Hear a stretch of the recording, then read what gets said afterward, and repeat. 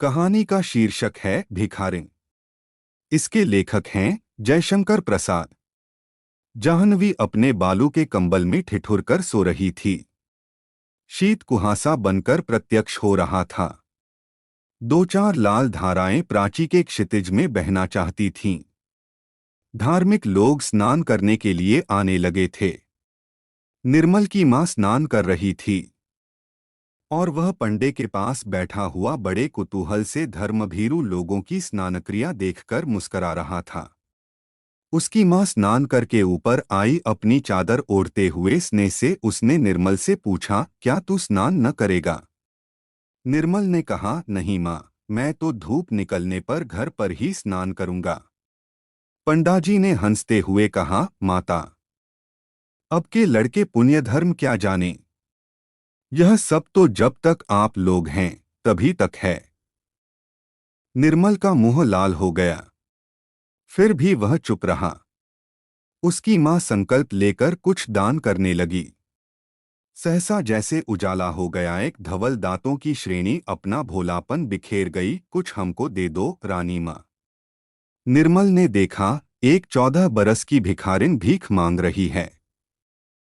पंडाजी झल्लाए, बीच ही में संकल्प अधूरा छोड़कर बोल उठे, चल हट। निर्मल ने कहा, मां, कुछ इसे भी दे दो। माता ने उधर देखा भी नहीं, परंतु निर्मल ने उस जीर्ण मलिन वसन में एक दरिद्र हृदय की हंसी को रोते हुए देखा। उस बालिका की आंखों में एक अधूरी कहानी थी। रूखी लटों में सादी उलझन थी और बरौनियों के अग्रभाग में संकल्प के जलबिंदु लटक रहे थे। करुणा का दान जैसे होने ही वाला था। धर्मप्रायण निर्मल की मां स्नान करके निर्मल के साथ चली। भिखारिन को अभी आशा थी, वह भी उन लोगों के साथ चली। निर्मल एक भावुक युवक था। उसने पूछा, तुम भीख क्यों मांगती हो? भिखारिन की पोटली के चावल फटे कपड़े के छिद्र से गिर रहे थे। उन्हें संभालते हुए उसने कहा, बाबूजी, पेट के लिए। निर्मल ने कहा, नौकरी क्यों नहीं करती? माँ, इसे अपने यहाँ रख क्यों नहीं लेती हो? धनिया तो प्राय आती भी नहीं। माता ने गंभीरता से कहा, रख लो। कौन जाती है, कैसी है, जाना न सुना, बस रख लो। निर्मल ने कहा, माँ, दरिद्रों की तो एक ही जाति होती है। माँ झल्ला उठी और भिखारिन लौट चली।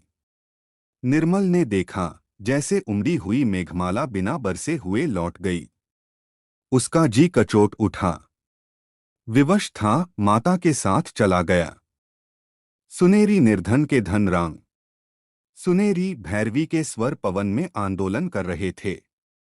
धूप गंगा के वक्ष पर उजली होकर नाच रही थी। भिखारिन पत्थर की सीढ़ियों पर सूर्य की ओर मुंह किए गुनगुना रही थी। निर्मल आज अपनी भाभी के संग स्नान करने के लिए आया है। गोद में अपने 4 बरस के भतीजे को लिए वह भी सीढ़ियों से उतरा। भाभी ने पूछा, निर्मल, आज क्या तुम भी पुण्य संचय करोगे? क्यों भाभी? जब तुम इस छोटे से बच्चे को इस सर्दी में नहला देना धर्म समझती हो, तो मैं ही क्यों वंचित रह जाऊं? सहसा निर्मल चौंक उठा। उसने देखा, बगल में वही भिखारिन बैठी गुनगुना रही है। निर्मल को देखते ही उसने कहा, बाबूजी, तुम्हारा बच्चा फले फूले, बहू का सुहाग बना रहे। आज तो मुझे कुछ मिले। निर्मल अप्रतिभ हो गया।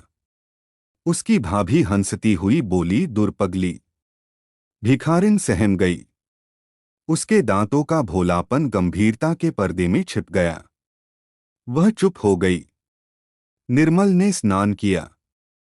सब ऊपर चलने के लिए प्रस्तुत थे।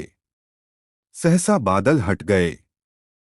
उन्हीं अम्लध्वल दांतों की श्रेणी ने फिर याचना की, बाबूजी, कुछ मिलेगा? अरे, अभी बाबूजी का ब्याह नहीं हुआ। जब होगा तब तुझे न्योता देकर बुलावेंगे।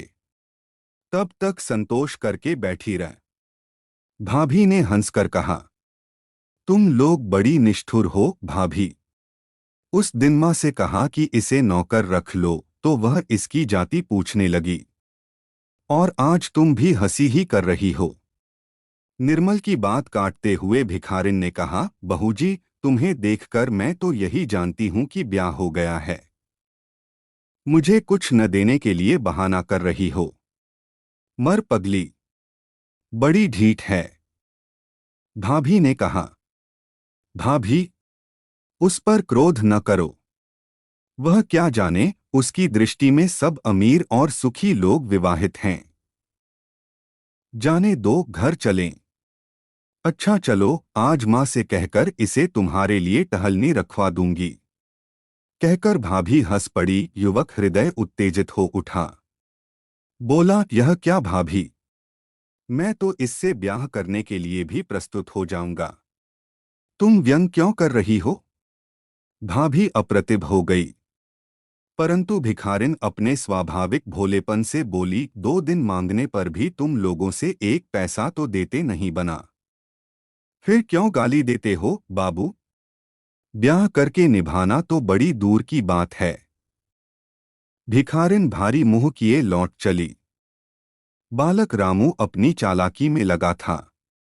माँ की जेब से छोटी दुअन्नी अपनी छोटी उंगलियों से उसने निकाल ली और भिखारिन की ओर फेंककर बोला, लेती जाओ ओ भिखारिन। निर्मल और भाभी को रामू की इस दया पर कुछ प्रसन्नता हुई, पर वे प्रकट न कर सके, क्योंकि भिखारिन ऊपर की सीढ़ियों पर चढ़ती हुई गुनगुनाती चली जा रही थी, सुनेरी निर्धन के धन राम।